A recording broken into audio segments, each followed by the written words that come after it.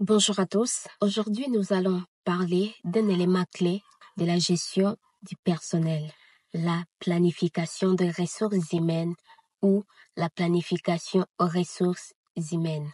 En quelques minutes, tu vas comprendre ce que c'est, pourquoi c'est important et quelles sont les étapes principales. Allons-y. Tu dois d'abord savoir que la planification des ressources humaines consiste à anticiper les besoins en personnel d'une organisation à court, moyen et long terme. Elle vise à avoir les bons nombres de personnes avec les bonnes compétences au bon endroit et au bon moment pour atteindre les objectifs de l'entreprise. Deuxième étape, j'aimerais parler des objectifs principaux de la planification ressources humaines de l'entreprise. Les objectifs principaux de la planification ressources humaines sont: premier objectif, éviter le pénurie ou surplus de personnel. Deuxième, adapter les effectifs aux projets futurs. Troisième, réduire les coûts liés au recrutement ou à la rotation du personnel. Quatrième, favoriser la formation et le développement des employés. Voici les grandes étapes du processus de planification ressources humaines. Première étape, analyse de l'environnement interne et externe. Ici, nous voyons l'entreprise analyse son environnement externe, évolution technologique, concurrence, marché du travail. Et son environnement interne, on voit les budgets, la stratégie, effectifs actuels. Deuxième étape, c'est la prévision de la demande en ressources humaines.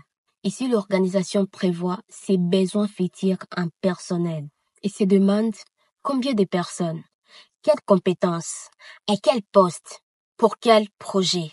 Je donne un exemple.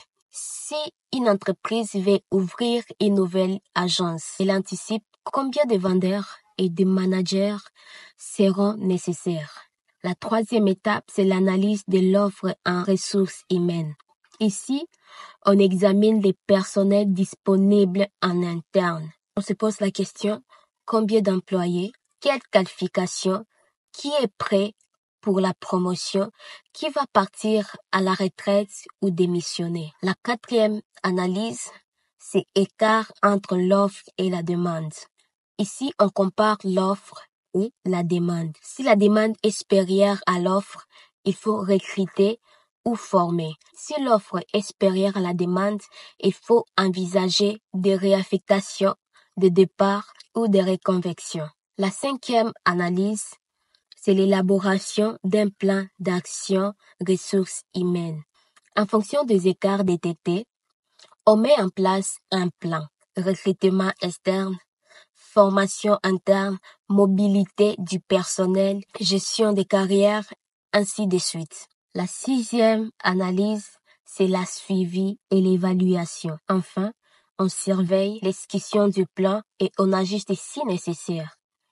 La planification ressources humaines est un processus évolutif et non figé. Pour conclure, la planification des ressources humaines est essentielle pour garantir que l'entreprise dispose des bons talents pour réussir ses projets. C'est un processus stratégique qui allie anticipation, gestion et adaptation.